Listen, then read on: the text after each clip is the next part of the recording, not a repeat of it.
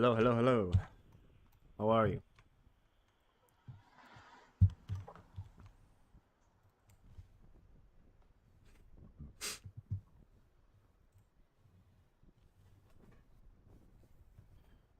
All right. Hello, hello, hello. How are you?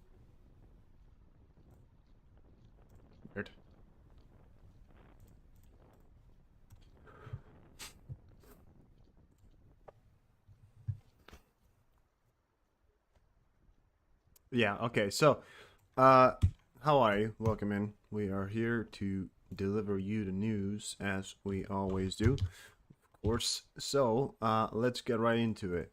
The North Koreans have been doing some bad things here. Should we wait a little bit? Maybe. Should we wait just a tiny bit or should we? One second. I'll do one last thing here.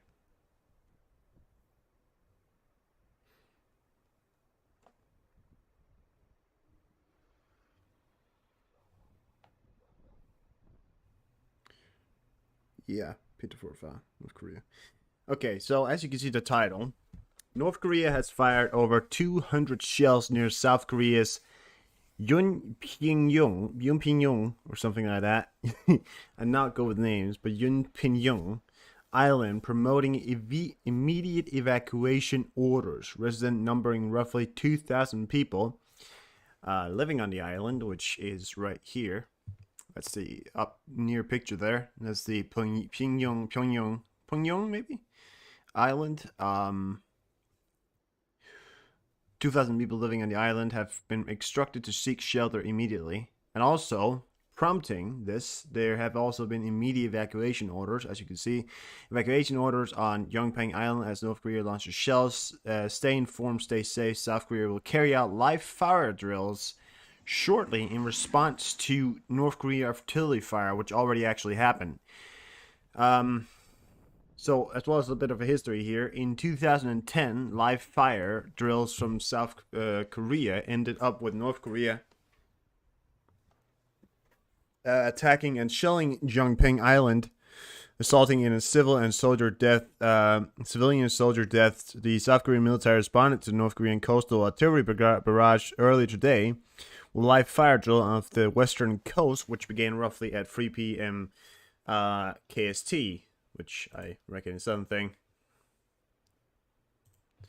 And we actually have some videos of that. So there were some videos that came out. Now, it was quite late these videos came out, but they did come out. Oh shit, I gotta turn these things down back here.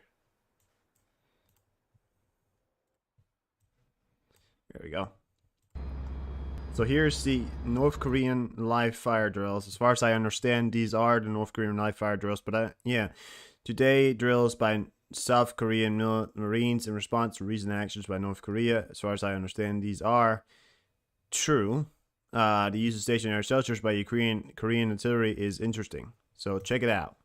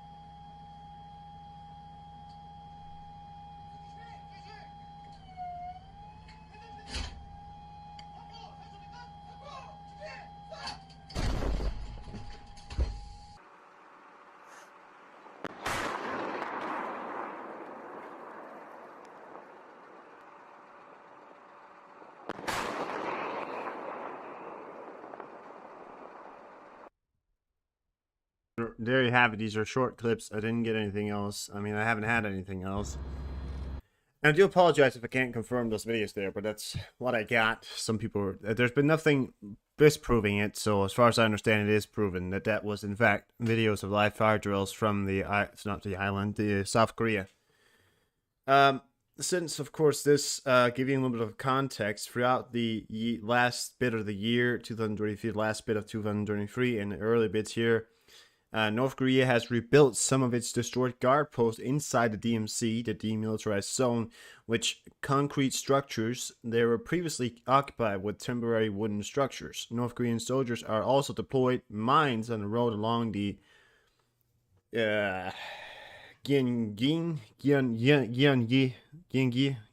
something like that, railway line. The road connected South Korea to Kaesong Industrial Complex, which was an inter-Korean economic project the South Korea pulled out in 2016.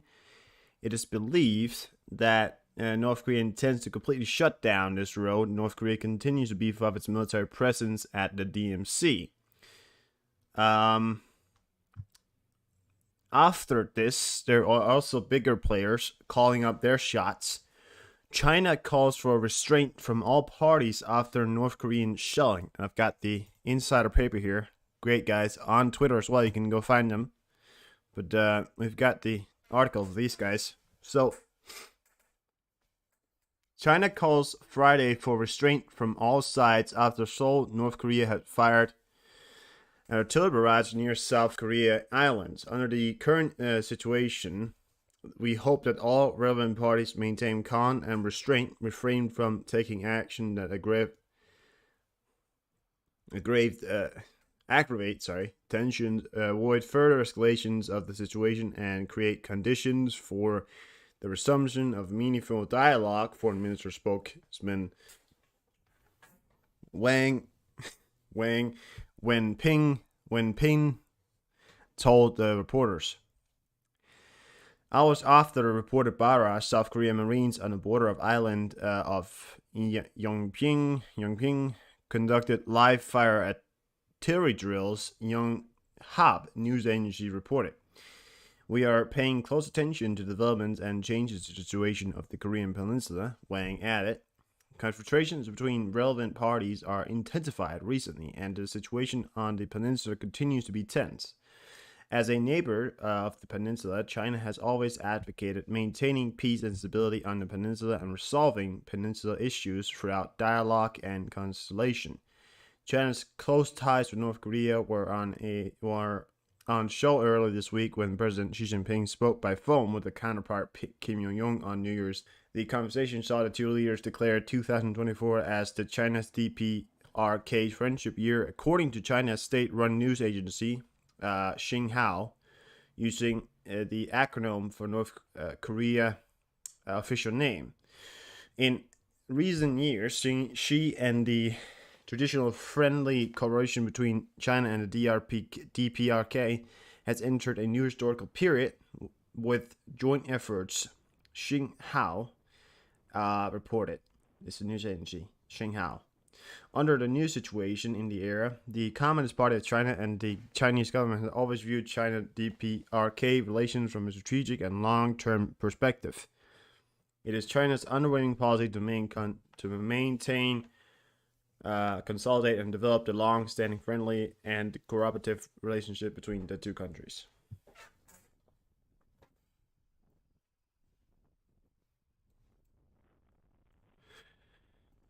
There you have it.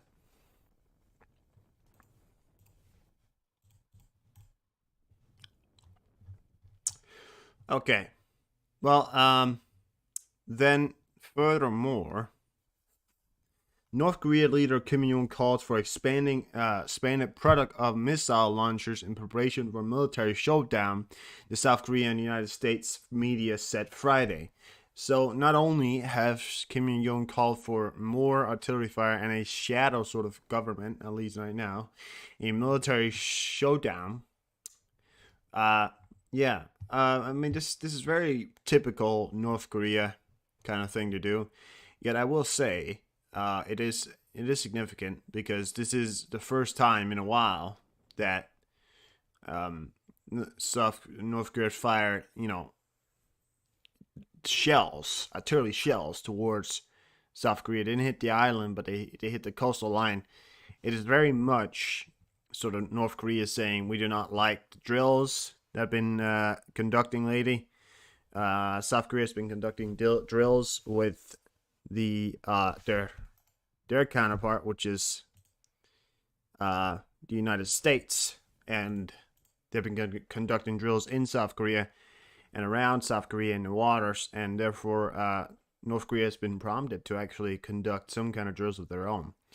But yeah, it's very intense right now. It's not a fun time, It's not a fun time, but you have to live with it. Okay. Moving on from it, I don't have anything more. I mean, of course, we'll get more, but I don't have anything more right now. Earthquake hits part of California. In the USA today, USA News, we have earthquake hits part of California. I'm not aware of the magnitude, but it is not uncommon. Yet it is, of course, worrying. Of course, if it starts running along the San Andreas Fault, you gotta watch out. But that's not seen yet, so don't worry. U.S. authorities are preparing for war in the Middle East. Political. The White House is preparing a plan for the United States to respond to the increasingly concerning situation in the Gaza Strip. Israel's special operations could escalate into a wider and protracted regional conflict, the publication says. According to the publication source, the military is developing plans to strike Houthi targets in Yemen, which are attacking commercial ships in the Red Sea. In turn, intelligence representatives are preparing plans to repel attacks from pro-Iranian groups in Iraq and Syria. The United States is preparing for war. I mean, not only just preparing for war, they are literally preparing for war. Yeah, I mean, the United States are heading to war. There's no other way to put it. Uncle Sam is at it again. And, well, I think it's very likely that we're going to see some kind of conflict. I'm not aware of just how strong the conflict will be. I mean, I'll be completely honest with you, the level of which, this conflict will go to I don't know,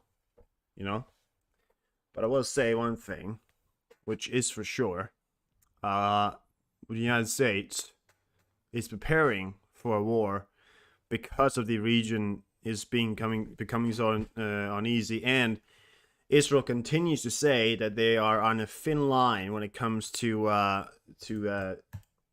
Lebanon. I mean, Israel continues to say that they are very much close to attacking Lebanon, or at least getting into a war with Hezbollah, which or some kind of conflict, which is concerning, and that's of course what the United States have warned about, and they are maybe getting into it very soon. We don't know. The armored vehicles from so there were live fire drills in the Arabian Gulf in the Kingdom of Saudi Arabia today, conducted by the United States, the Kuwait Army, and the Mutgovaska. The Kuwait Army and the United States Army conducted live fire drills together. So, not unheard of. So, they're conducting drills, they're getting ready, whatever. But here we have it. I mean, we'll have to keep an eye on it, right? Bad news for Ukraine, but Pentagon officials come out.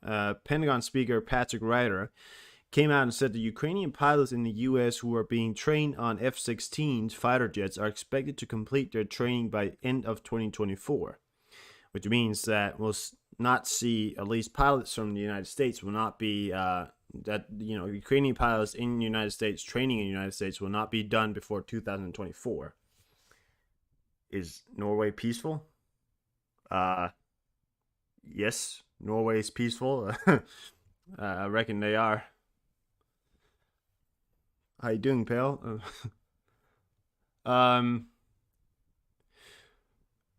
B-1 heavy bomber crashes at Ellsworth Air Base in South Dakota. All 4 crew members safely ejected. So a B-1 heavy bomber, it just looks great for the United States. These ones are the predecessor of the B-2, but these are the B-1 heavy bombers that can carry, I believe, the biggest load of bombs in any of the U.S. Planes that can carry the most bombs. They're heavy bombers. But one crashed in Ellsworth Air Force Base in South Dakota. All 4 crew members survived and ejected safely, but we did lose the plane. Don't worry. But as far as I understand, nobody died, which is, of course, the important part. I mean, it's easier to replace one plane than it is to replace 4 great pilots, which is very true. So good luck, good fact it didn't die, which is always the good part.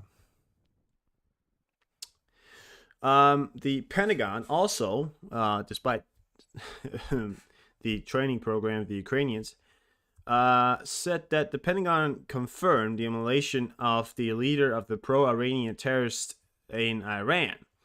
As a result of the attack by American Army, Mushtaq Javad Kashim al-Yarhivi, or whatever, was killed. He was the leader of the Iranian-backed terrorist group Harakat Hezbollah al-Noyaba.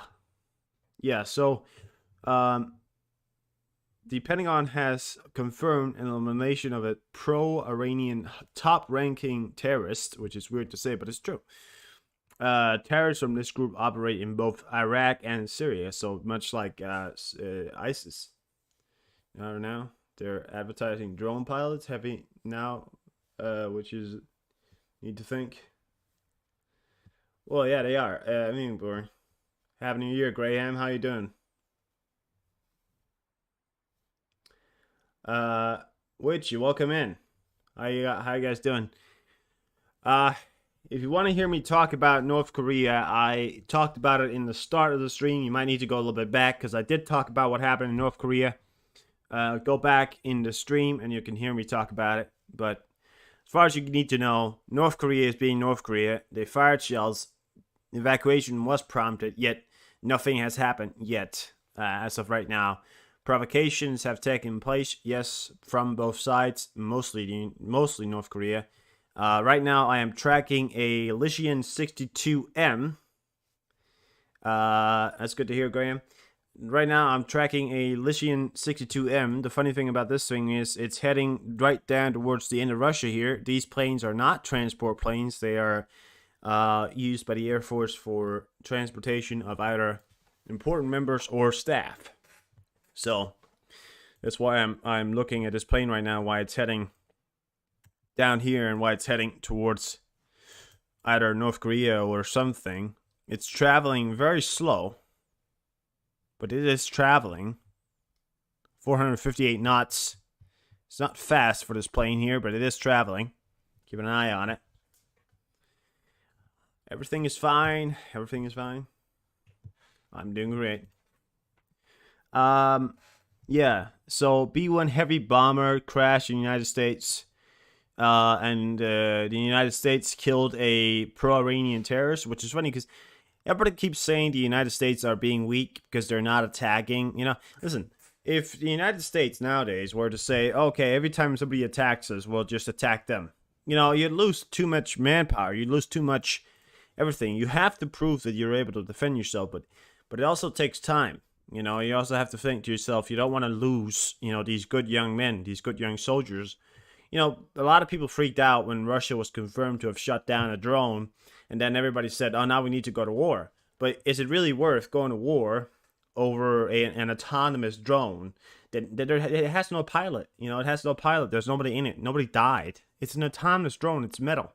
You know, I think it's the right call to make. The United States said, well, they shut it down. Yes. So are we going to go to war? No, it's a fucking drone. We'll just replace it. You know, because it's ridiculous to lose so many young men, so many young women, so many young lives, you know, on a fucking autonomous drone, which I think is true. I mean, yes, there has been attacks on U.S. bases that has claimed U.S. military personnel lives, yet the United States have retaliated. just today they killed a high-ranking Iranian pro-terrorist in the Middle East. So I say that's pretty good. In other news as well, the winter storm threatens travel chaos on U.S. East Coast. So winter storms in the U.S. East Coast have taken place, much like they are in Europe. Meter high.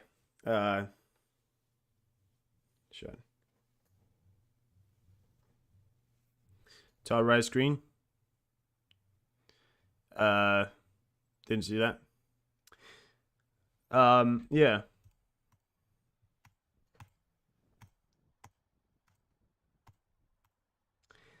But yeah, I mean, listen.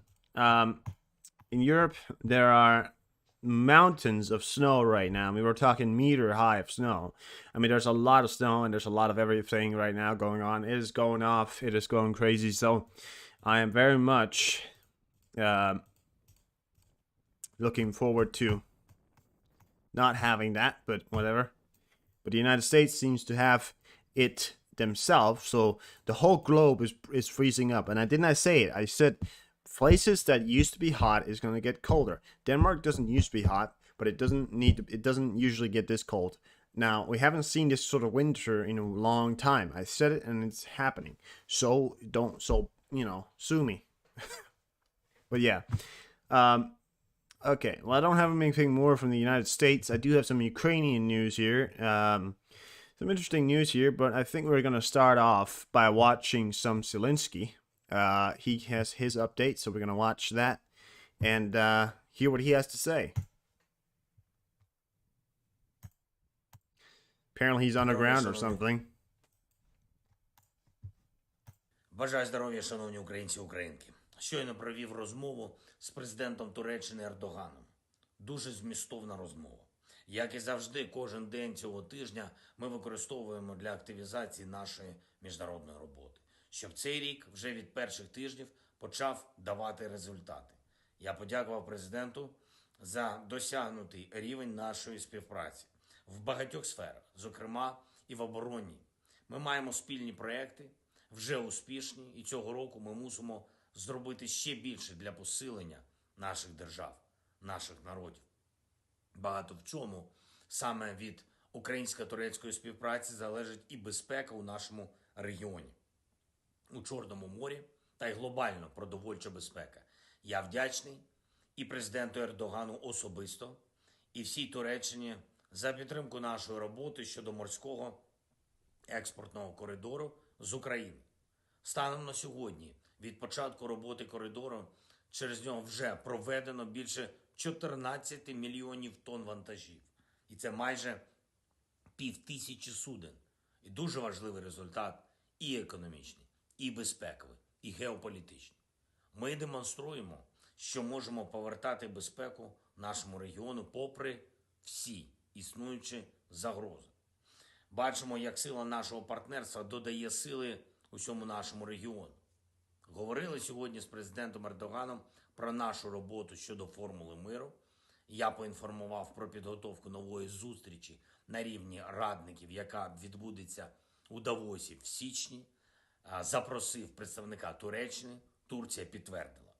І кожна країна своєю участю у спільній роботі, зараз роботою радників, згодом лідерів, демонструватиме, наскільки важливо, щоб міжнародне право запрацювало.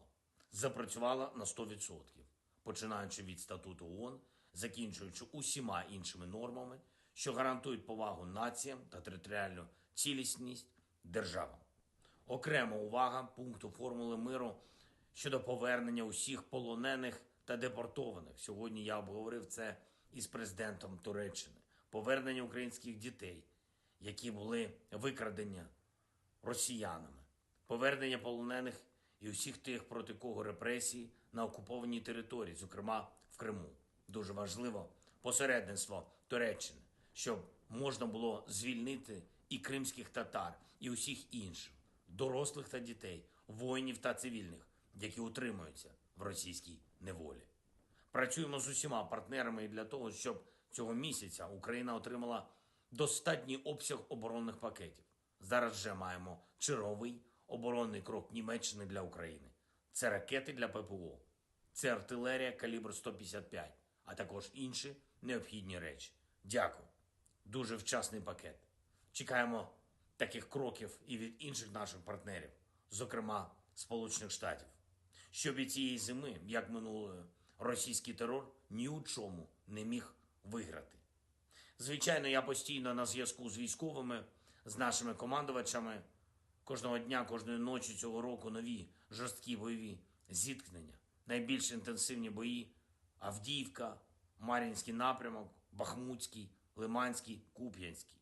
Південь нашої держави – абсолютно героїчна робота наших воїнів, усіх сил оборони та безпеки, кожної бригади, яка на передовій, кожного підрозділу, усіх, хто працює на оборону, усіх, хто допомагає. І головний пріоритет нашої держави – незмінно дати все необхідне для захисту України та для наших активних дій – боєприпаси, дрони, техніка, особовий склад. Витримати цей рік – значить витримати всю цю війну. Важливий час, багато в чому вирішальний. Дякую всім, хто це усвідомлює, хто допомагає державі ставати сильніше, а нашим воїнам мати можливість знищувати ворога. Дякую, хлопці, за влучність, дякую за стійкість, дякую усім, хто додає Україні міцності. Слава нашому народу, слава Україні! Slava Ukraine, there you have it. Zelensky, thank you so much. Yeah, here we have it. All right. Well, in other news, the deputy head of the Federation of Trade Unions tried to bribe judges in an amount of $150,000 in order to get out of custody. Officers of the prosecutor general, he is suspected of illegal alienation of property, which worth more than 138 million hryvnias, which is, I think, the Ukrainian currency. He is currently being held in custody on the basis of court order in the pretrial detention center. There's actually a picture of it here. Some like it, here you have it. That's Benjamin Franklin right there. But yeah, I mean, he was detained and he had bunch of pounds of cash on it, and more of these things started popping up. I'm seeing things of like people getting detained for driving people out of the country, Ukraine. I mean, there's people paying people to get them out of Ukraine so they can, you know, get out of getting drafted. Now, I get not wanting to fight, but you got to ask yourself once in a while, you know, what kind of world do you want to live in? What kind of country do you want to live in? I mean, if you can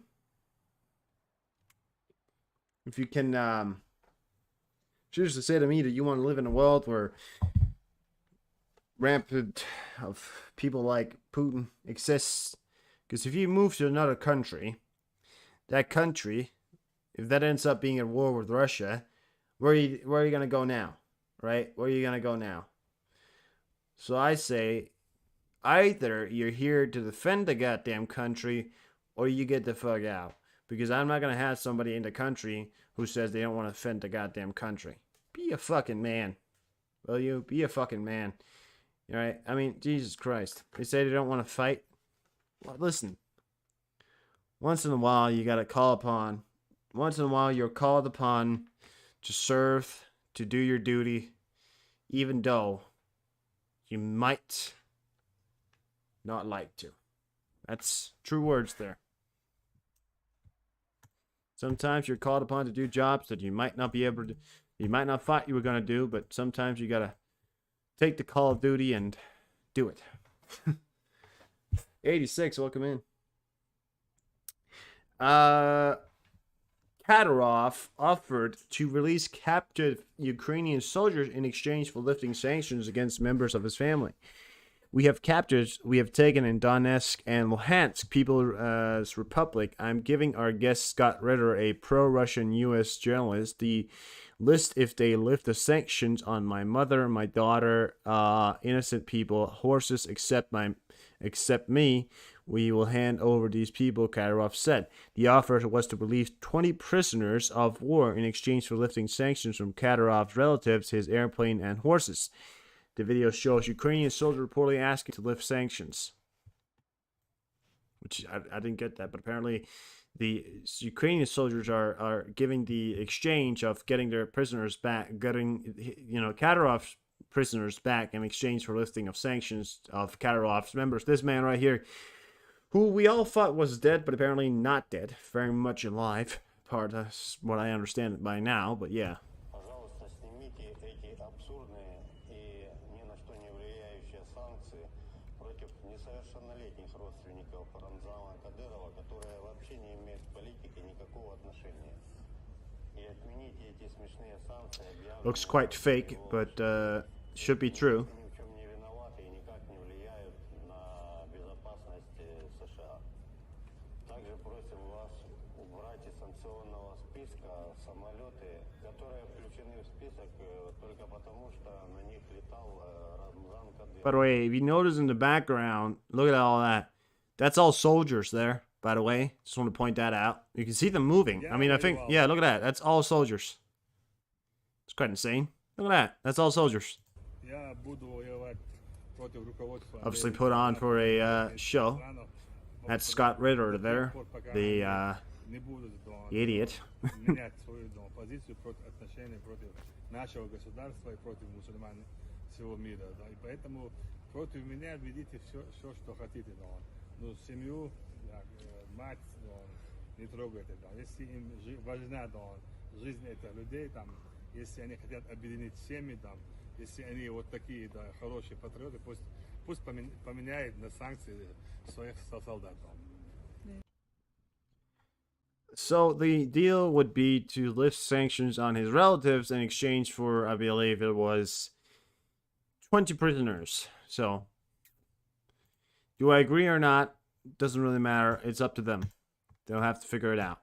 But it certainly seems like a pretty good deal. I'd say so. I think it sounds like a pretty good deal when you think about it. Because anything you can just re-sanction him after the prisoners has been released. You know, just re-sanction him. Who cares?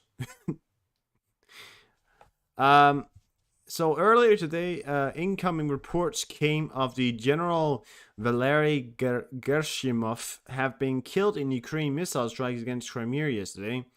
Gershimov is the chief of staff of Russian armed forces and the Russian first deputy minister of defense. The information is unconfirmed at this point. That's what I want to say.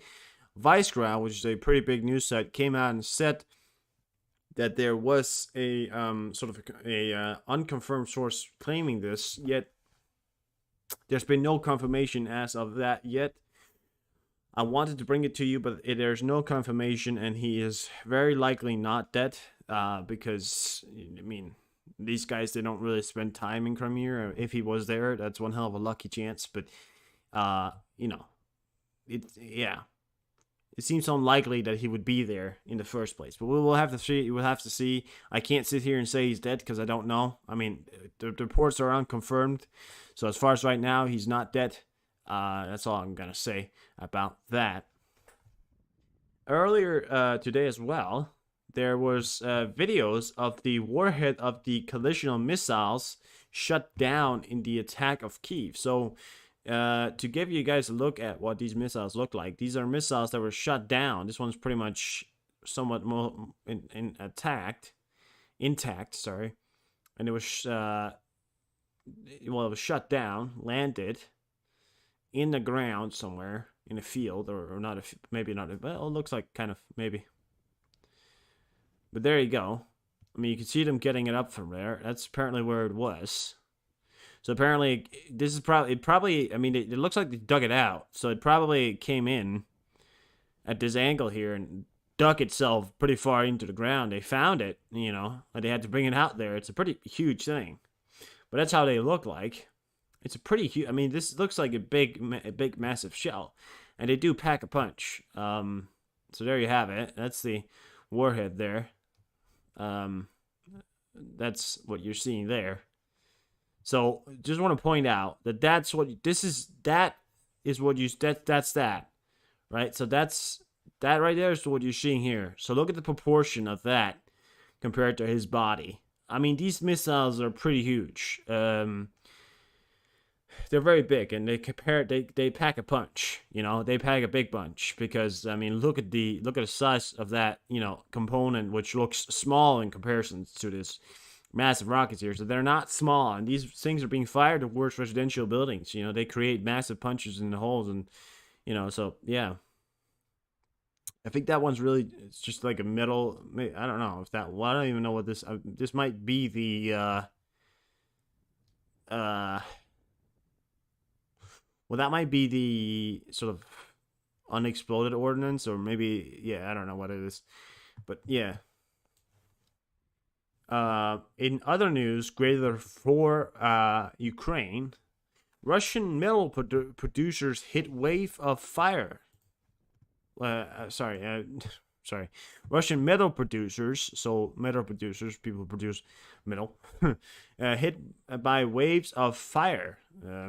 Seems like Russia cares a little bit less about their iron production, which seems odd, but it could be sabotagers. We don't know, but there's a little bit of an article here. In recent months, Russian metal producers have been hit by a wave of fires, including the latest in a series of incidents at the yet-to-be-launched Udukan plant in Trans-Baikal, far eastern Russia, which is said to become Russia's and the world's largest copper project. Jesus. This is from Routes, by the way. Prada Ukraini is the one who put this out, by the way. So go check those guys out on Twitter. So Routes emphasizes that such fires in context of sanctions pose problems for Russia in finding mining and process equipment to replace damaged machinery. Not only existing facilities are burning, but also those that are only in the project. For example, according to Routes, on December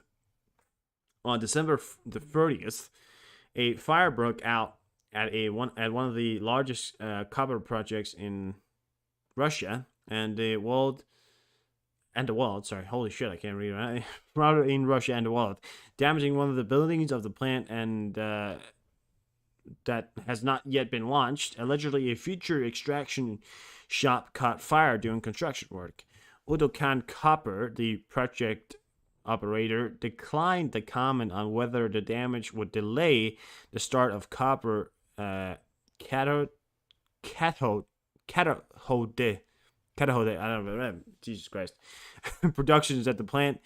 They only said they were still assessing the damage. Udokan Copper plant planned to launch the hydrometallical, holy shit, man, English, hard sometimes, in the second quarter of 2024 and produced up to 135,000 tons of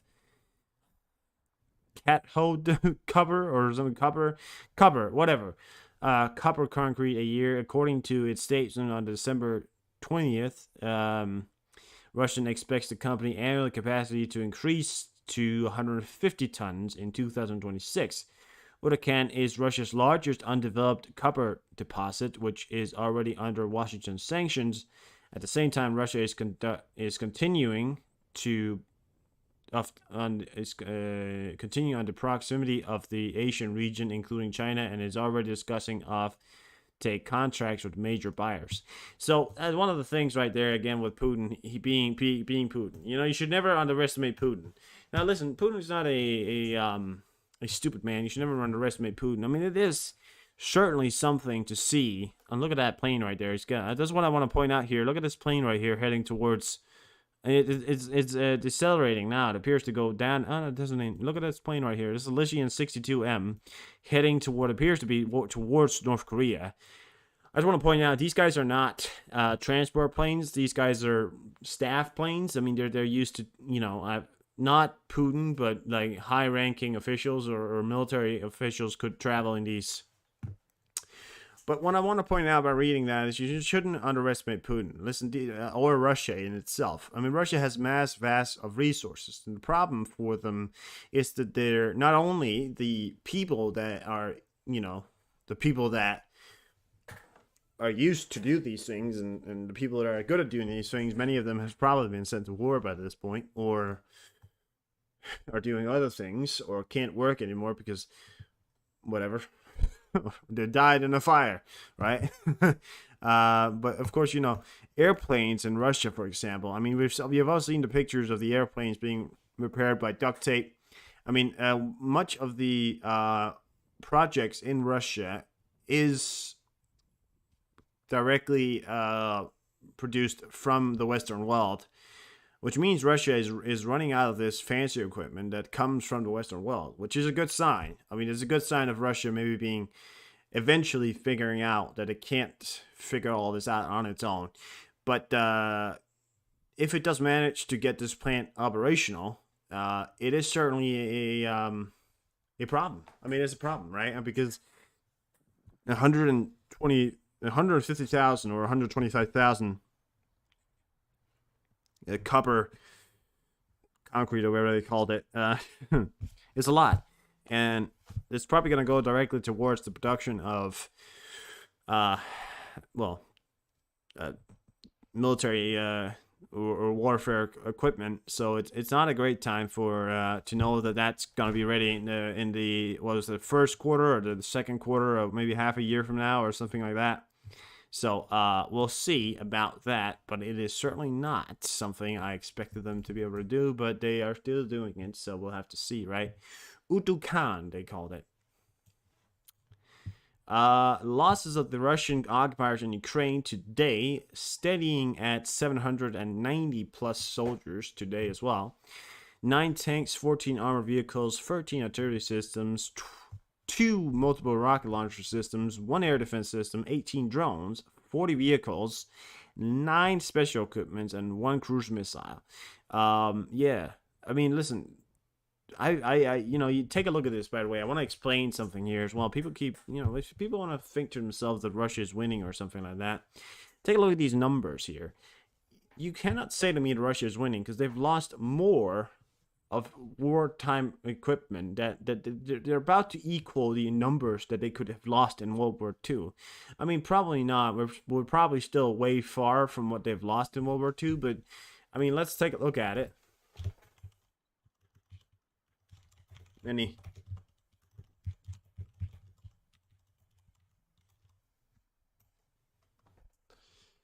Oh, there you go. So how many Soviet tanks lost in World War II? Okay, well, okay. Well, we're pretty far from it, are we? Yeah, we're pretty far from it. No, there we have it. Okay, so 1941, 20,000. Okay, so not directly close. But in terms of production numbers, I mean, we're talking about Soviet Union here. They had a massive production number. That's crazy. I didn't even fucking know that. 83,000 units tanks were lost in World War II. That's a lot. I mean, they did have 20 million people die in World War II, so that's one thing to point out.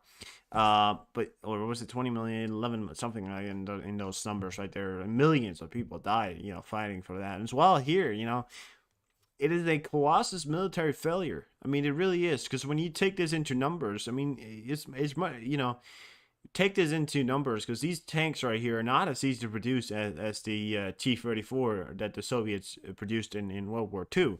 I mean, these guys right here, these tanks right here are not as easy to produce, and they cost as much as maybe 10 of the T-35s.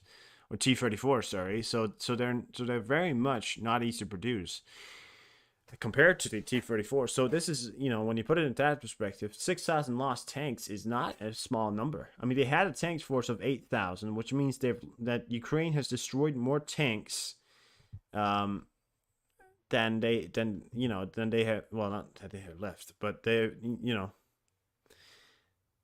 Ukraine has destroyed, 75% of what Russia's tank force was to emit at.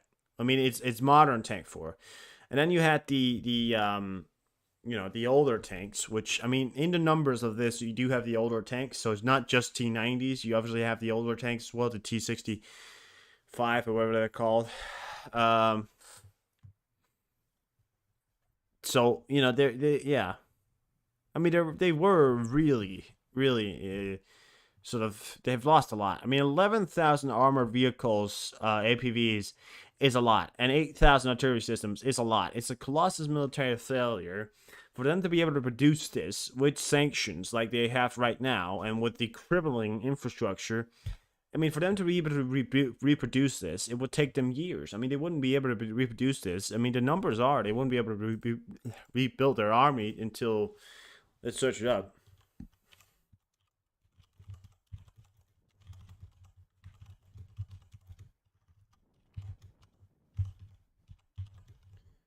Rebuild its military. The Ministry of Defense estimated a timeline of 5 to 10 years for Russia to rebuild highly trained and experienced military units. So that was released in that was 6 days ago. So 6 days ago, they were saying 5 to 10 years because they're putting the numbers of their tanks production. Now, I have talked about this before. Russia has massive capabilities, yet 5 to 10 years. I mean, we're past 2030 by then. Russia says it can rebuild its army in 6 years or be able to fight the EU in 6 years. That's not possible. That's not realistic. That's not going to happen. Okay, the tank production is one of the easiest productions that Russia still has capabilities to do, yet it's not even the easiest ones. I mean, artillery and stuff like that can happen. 11,000 armored vehicles, which is insane. But the military jets, the helicopters, the cruise missiles, the warships, they've lost 23 warships. 23, they've lost one submarine to a country with no navy. I mean, let's point this out here, guys. Losing 329 military jets in modern military jets, that's not an easy thing to rebuild. Okay, it's lengthy because of the products inside of the jets. Are being produced in Western country. Much of it comes from Western countries. Their engine comes from Western countries. So it's a lengthy process to be able to reproduce these things. And then sometimes the reason why people think, why are the Russian jets, crashing? Because if they're being replaced with things that don't work with the machine, I mean, we're talking about if they have numbers of, if they start rebuilding their jets with wrong materials or wrong engines or any kind of wrong components, it can go completely wrong for it, and we're already seeing it. I mean, these planes are crashing out of the sky. We've seen planes fly over Russia just randomly combust, and they've not only did they combust, but they've literally seen them crash into houses. We've seen Russia drop bombs. Russian pilots drop bombs on their own people because their computer systems inside of the jet didn't work, and so apparently they decided to drop a bomb or something like that. I think that was the story, at least. So I mean, the Russian army is falling apart. The only thing that Russia has left is manpower, which, I mean, that's crumpling by the day as well. And they've lost 360,000. They've lost 360,000 soldiers, which is a climbing number. I mean, they've mobilized close to 1 million by now. I mean, let's be honest, they're getting close to 1 million mobilized. It's a massive military loss on a scale not seen since World War II. People still believe that they're going to be able to take on the NATO or EU in 6 years or in 2026. It's not going to happen. Okay, it's not going to happen. It won't happen. And if Russia, the only thing Russia has left that poses a challenge is its nuclear force, which we don't even know if its nuclear force works. It tested a nuclear bomb. The Saturn II, once they tested the Saturn II, it failed. We don't know if it works. So I don't want to be honest with you here. I don't think so. I don't think they're going to be able to fight us in 6 years or in 2026, like they keep saying they're going to be able to fight us. They're not. So relax. I just want to point that out. I mean, it's hard to put it into words, but the amount of losses they have taken, it would take them years to rebuild their army. I mean, it wouldn't just take it wouldn't just take them 10 years. It would take them 20 years max. Minimum. It would take them 20 years minimum. I'll be honest with you. It will take them 20 years minimum to rebuild the numbers they've lost. and to rebuild the manpower and all that stuff. I mean, maybe 20 years, maybe 15 years or something like that, but it will not take them 10 years or 5 years. It will take them a minimum of 10 years and then plus, just want to point that out. So, yeah.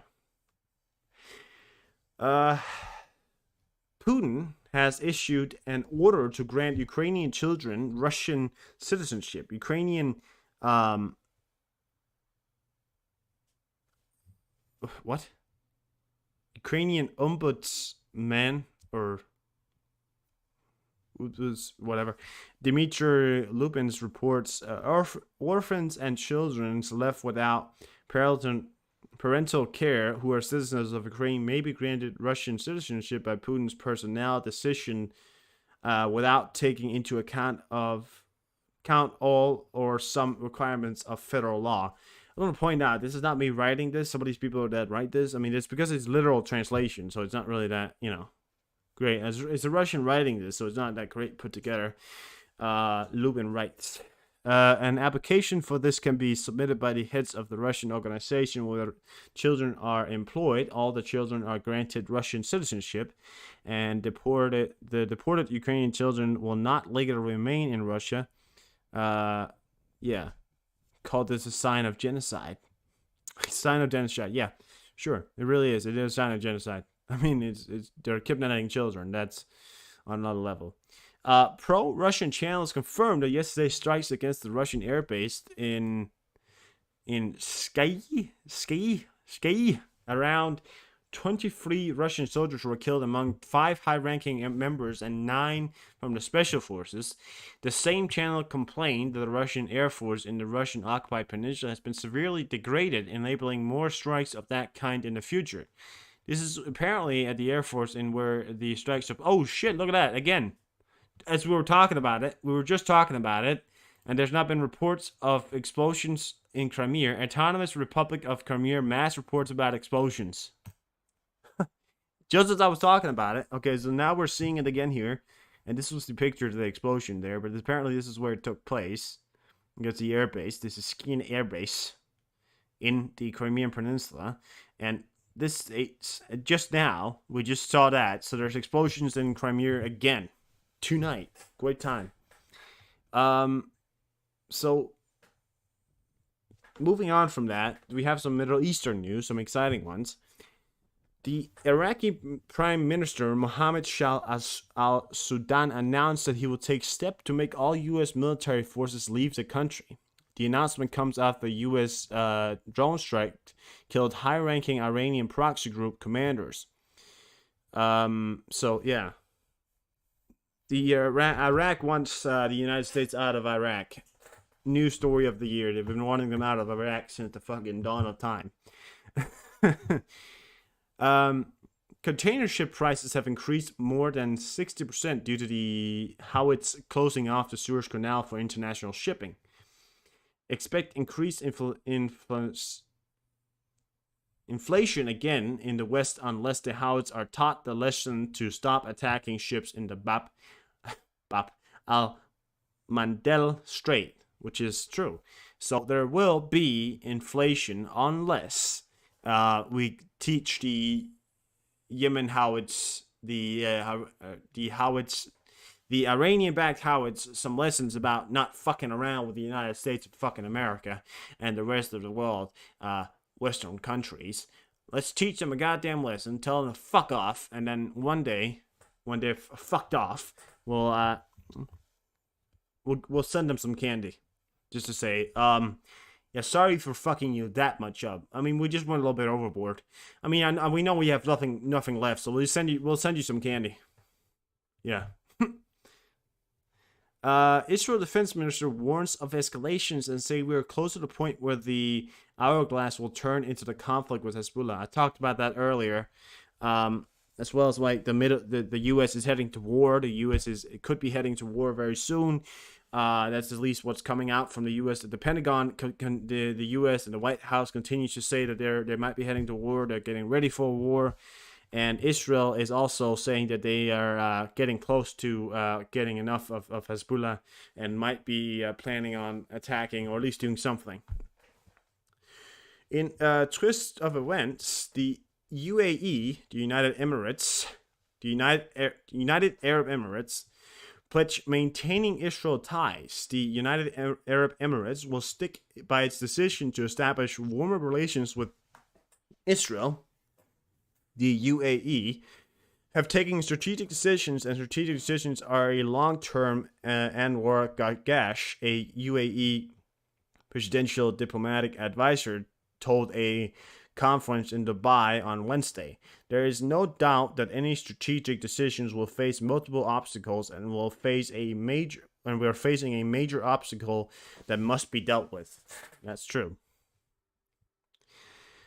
So I have some numbers here for you. So Israel MOD, Minister of Defense, says that 12,500 IDF soldiers were recognized as disabled due to the war. They're not lost. They haven't lost. They're not dead, but they have become disabled due to the attacks. I mean, they've lost a leg, or they've lost. I mean, it's not funny, right? But they have been classified as disabled. 12,500, which is a lot.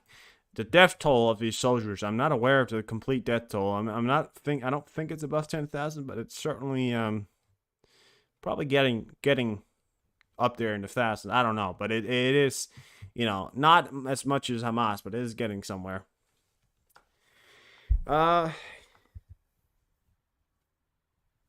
Asia news.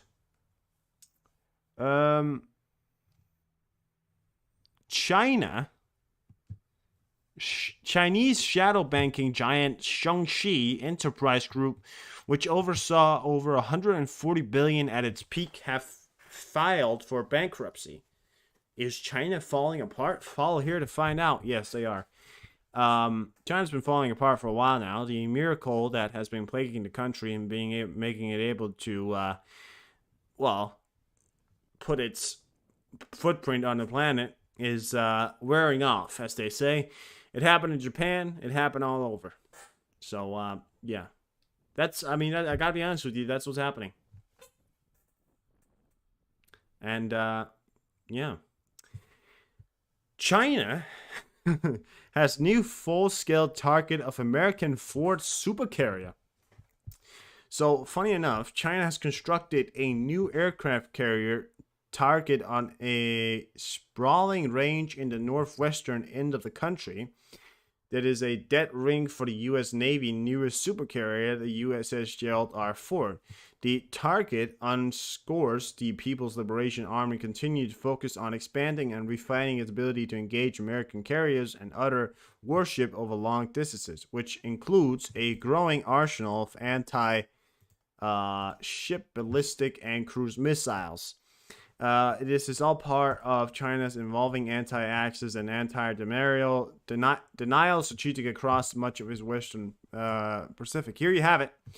This is the newest U.S. supercarrier, or what do you want to call it? What do you call it? They didn't call it a supercarrier. What do you call it? They call it an aircraft carrier. They do call it a supercarrier. That's right. They do call it a supercarrier. And that's the... So that's the reconstruction. They didn't completely get it right, but they did get it pretty close.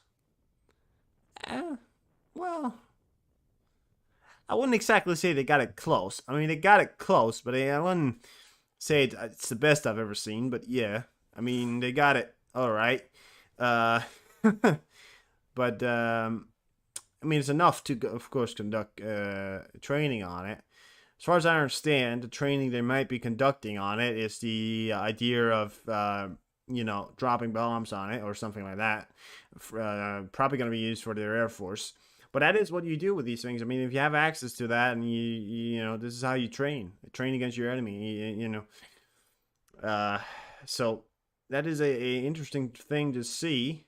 I mean, these things are beasts, by the way. It takes a lot to take down an aircraft carrier. It really does. And this right here is close representation for them to be able to sort of train in taking down a U.S. aircraft carrier, a super carrier. But I mean, the chances of them ever getting close enough to do that is going to be rare. African news here. A large group of Christian Nigerian women has gathered to protest in front of the palace of Shaf ad-Shin, head to the Bogus district. They've had enough with the local administration doing nothing while Islamic Fulani militias mass murder Christians. There we go. Not everyone in Africa is bad, and we never said that. I've never said that. It's the fucking warlords and all those guys with their extremist fucking ideologies thinks they're running the world and all that stuff. But you got videos from it here. Been running out to protest against it, and you know what? I'm all for it. You gotta do something about them killing your goddamn people, and that's true. No matter the goddamn religion, they're killing their people, and they understand that. You might have heard about this, but I'm gonna bring it to you. The Kolkata class destroyer of the Indian Navy, INS Chennai, has finally caught up with the Liberation flagged commercial ship vessel MV Lila Norfolk that was hijacked yesterday off the coast of Somalia, with the Marine commanders Marcus is what they call it, having begun operations to storm the ship and liquidate the 5 to 6 hijackers that are still on board. And then, later, we got this. The carrier MV Lila Norfolk hijacked in the northern Arabian Sea. All 21 crew on board safely evacuated from the Citadel. Whatever. But I got a video from it. So the boarding from the INS Chini has successfully retaken control of the ship, and the crew members have been taken back. Somali pilots took it over. This is not unheard for. These are Somali pirates. I mean, that's what they are. I mean, you can see the boats coming in here. These are the good guys from the Indian Navy coming in to rescue.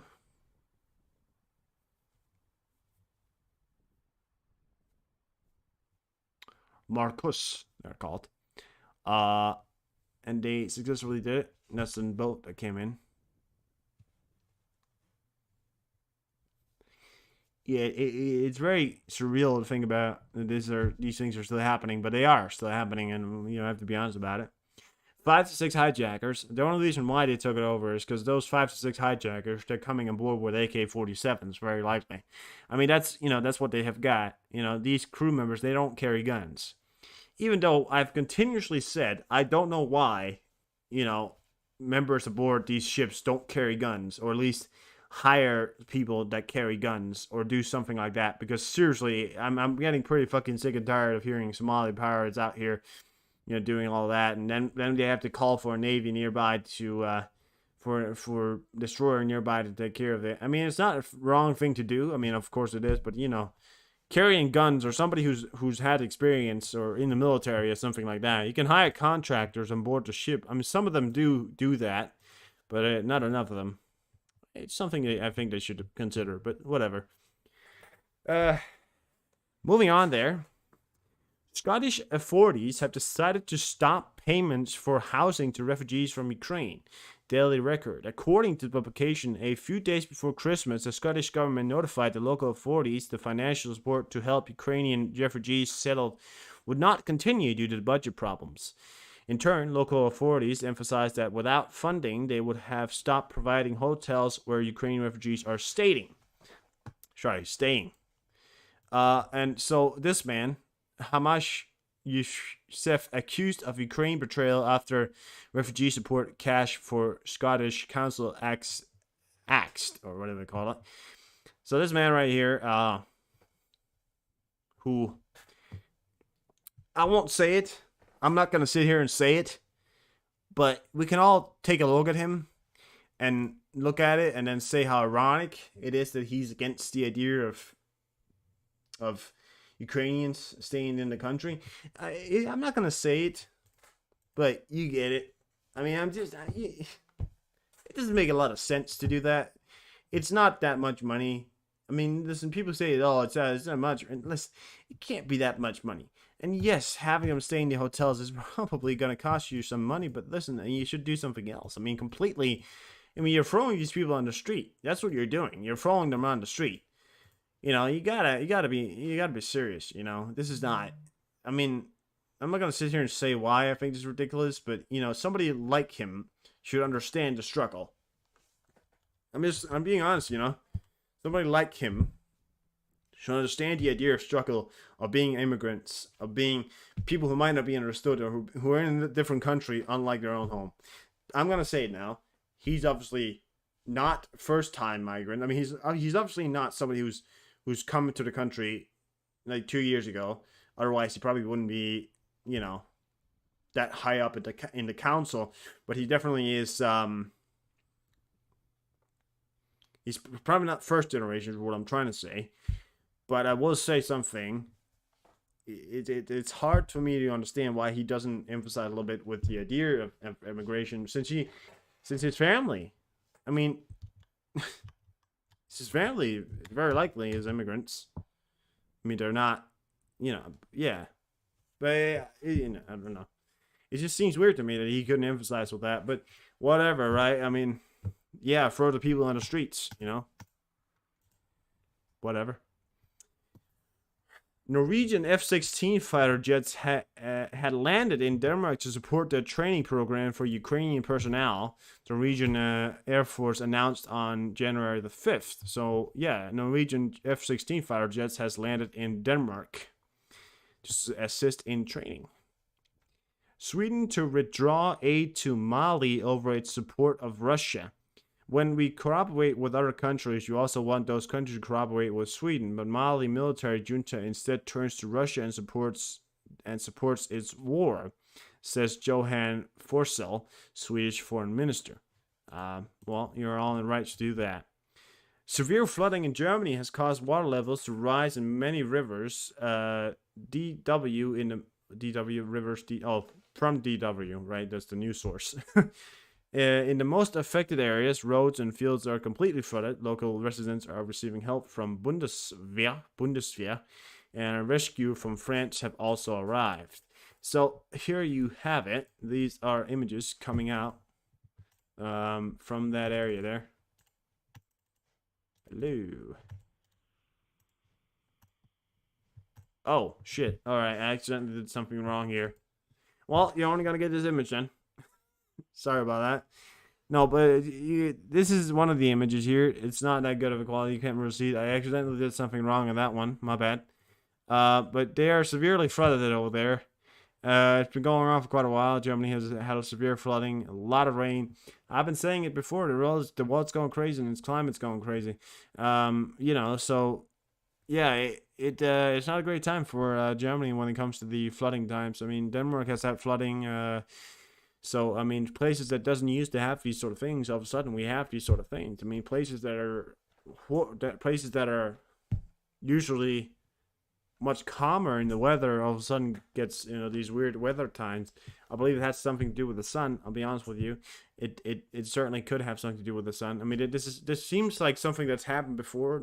Being a history kind of guy, I've obviously, having researched things happen back in time. I mean, seems like something that happened very much before we got the last ice age, but I'm not gonna sit here and point anything out. But right before we had the last ice age, people did it weren't reports, but they're because people weren't alive back then. But what? No. But yeah, people definitely there were scientific research about it and why it happened. So yeah, I mean. We've had an ice age before without any reason or any climate change. So, I mean, we're probably not going to head into an ice age, but I will say one thing. The world is definitely changing. I mean, look around, you have San Andreas, not San Andreas. You have California, there was earthquakes. You have multiple volcanoes going off all over the place, multiple earthquakes and multiple things. So, well, the earth is acting up, I'd say. The earth is really acting up. The United States convened the UN Security Council due to the supply of missiles from Russia from the DPRK. Ukraine permanent representative to the UN, Sergei Kulinchnikov, Fuck these names. Can't they just be named fucking Peter or fucking John? I'm so fucking sick and tired of these names. Like, what the fuck? Can't you just name your kid something fucking easy? Knishlitsha. Kushlitsha. Kushlitsha. Kushlitsha. Like, what the fuck is that name? The meeting will take place on January the 10th. Finland plans to ban Russian LNG from 2025. Finland plans to ban imports of Russian liquefied natural gas (LNG) from next year. Finnish Environment and Climate Minister Kaija Mikan told newspaper Helsing Sanomat on January the 5th, so today. All right. Don't want to have anything more in the document here, so we're going to go over to Deep State, check out any developments on the battlefield. Yeah. I mean, that's basically the headlines that came out today. Nothing else really right now. I have nothing else for you. But, of course, we will go on to Deep State to check things out here. Any movement since yesterday? Some true movement. Nothing significant. Doesn't appear anything. A little bit over here. A smaller pushback from the Ukrainians. But not could be just deep state itself. No. Could be deep state itself. You never know. I mean, listen. I mean, you know, deep state is an app. It's a website. It has its problems. That's the thing. It has to go through it and all. Blah blah blah. Let's check it out on Twitter here. See if anything. I'm gonna go on Flash News here. See if there's anything on Flash. There is. He has his latest update out, so we'll watch that, and we'll be right back after that.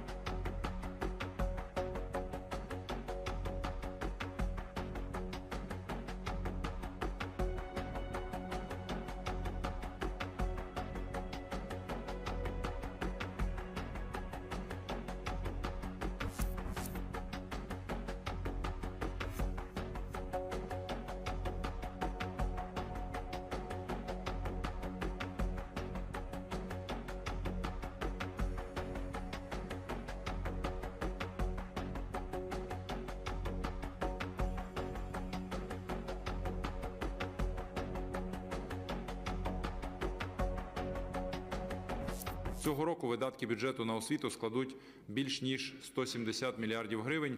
Це зростання на понад 20 мільярдів гривень порівняно з минулим роком. Виплати українським освітянам, нашим вчителям будуть підвищені на 21%. Ми виділяємо суттєві кошти, 2,5 мільярда гривень на облаштування укриттів, 1,5 мільярда гривень на нову українську школу, 1,5 мільярда гривень на модернізацію шкільних їдалень і 1 мільярд гривень на шкільні автобуси.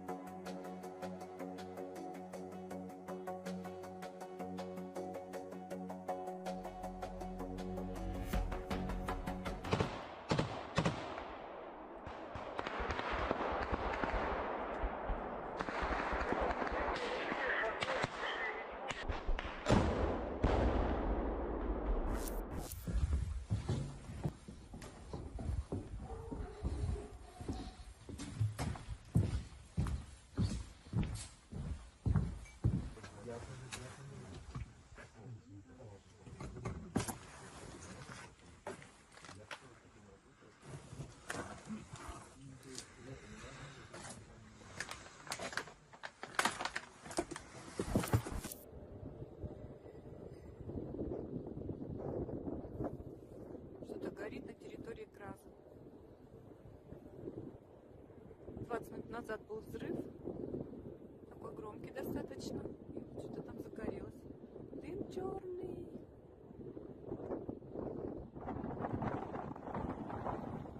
Огонь там видно.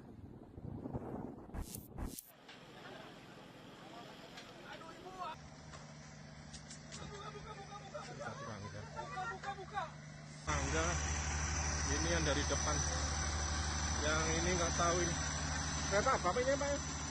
24.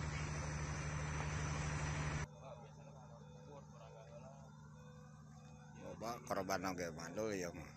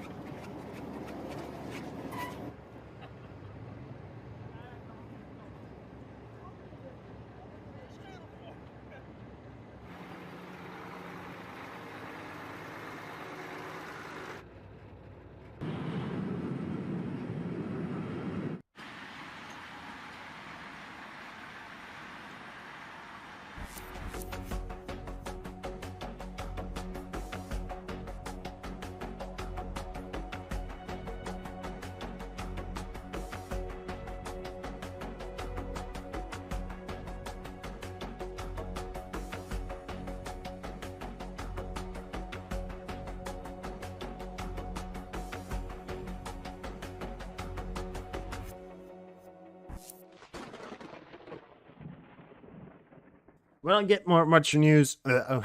We don't get better news than here, guys.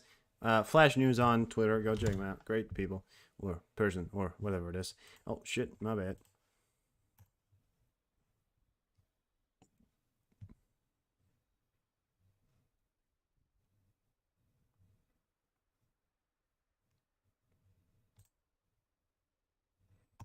Okay.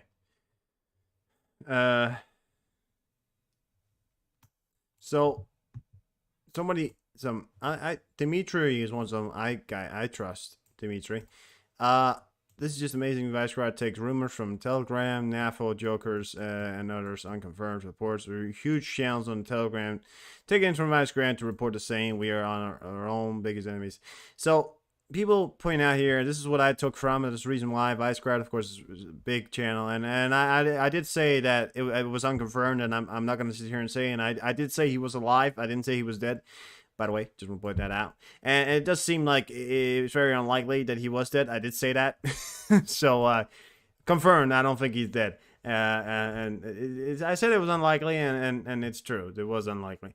I am never wrong. No, I am wrong sometimes. But right now, I am right.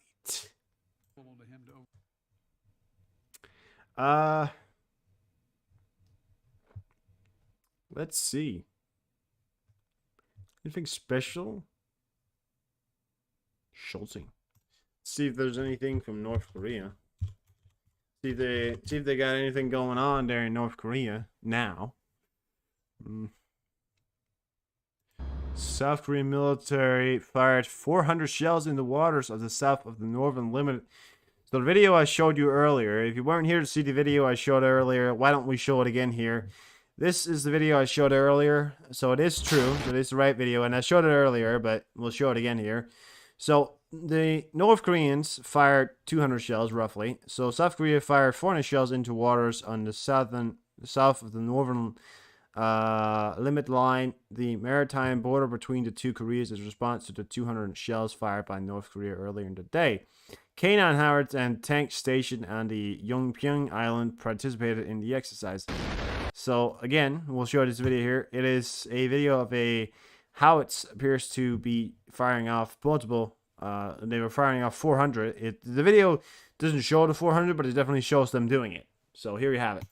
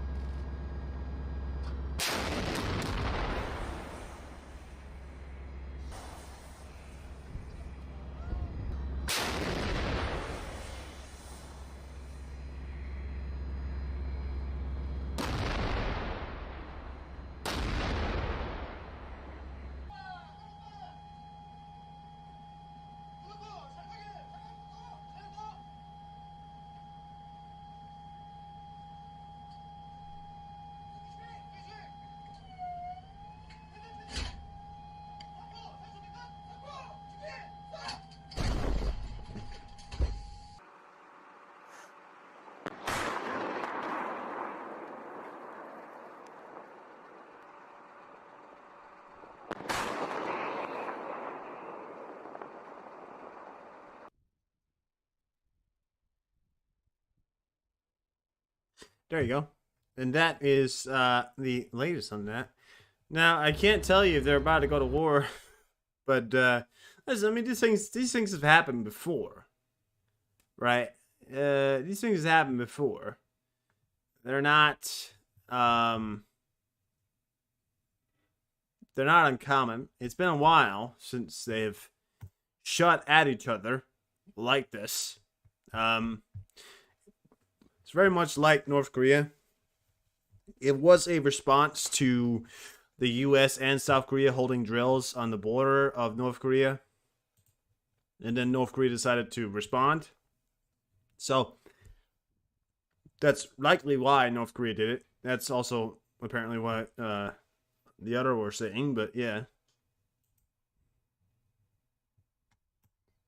But I can't tell you anything else. I mean, that's all I know. Right now, that's all we have. And they're not going to fail this time. U.S. Supreme Court agrees to consider whether former President Trump can be kept off the 2024 presidential ballot. So here you have it. This is the U.S. Supreme Court agrees to consider whether former President Trump can be kept off the 2024 presidential ballot. Form your own opinions on that. I mean, he is technically a criminal, and the reason why I'm saying technically is because he is being impeached and he's being indicted and he's blah, blah, blah, blah. I mean, the funny thing is, Joe Biden is the same. He's done the exact same thing as Donald Trump has done, if not more. So, they're not exactly, it's not exactly fair, is it? But yeah.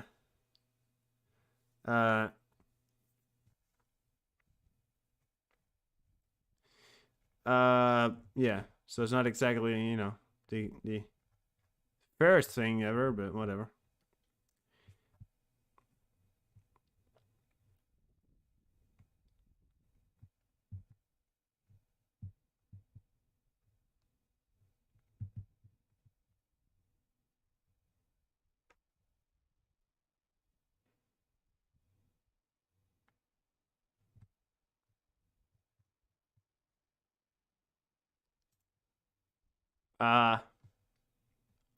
South Korean residents on the island of yeah. So the islands were evacuated are now also being placed under evacuation order, in which should shelter in place until federal notice. There you go. Russia wants ballistic missiles abroad as they are moved inefficient in bypassing air defense systems. Now, look at this plane right here. There's very little reasons for a Lycian 62M to travel to areas like this or to this airport, other than if they were to talk to certain people, namely North Korea. I mean, there would be very little reasons for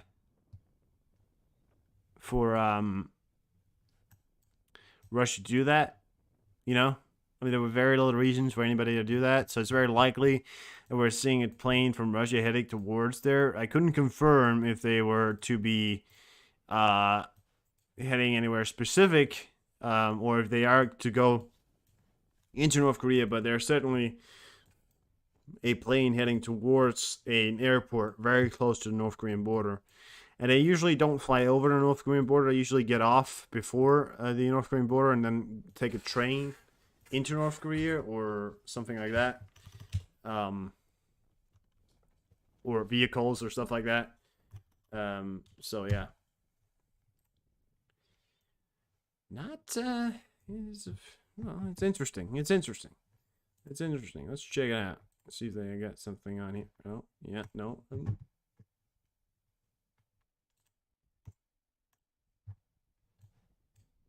It's not on here, but there's a lot of plane traffic. There's a lot of train traffic in Hawaii. A little bit of plane traffic there. Nothing really special over here. Boeing E6 Mercury? No, nothing really. E6, E3. Some e6 action. There you go. Nothing special. Anyways, I think we're going to end the stream here. Thank you for stopping by. There isn't anything else going on today that I could tell you. So I think we went through it all. So thank you so much for stopping by, watching, and having a good time. I will see you on another time. Thank you so much for being here. Sorry, I just had to do something there. I will see you tomorrow with another stream, and yeah.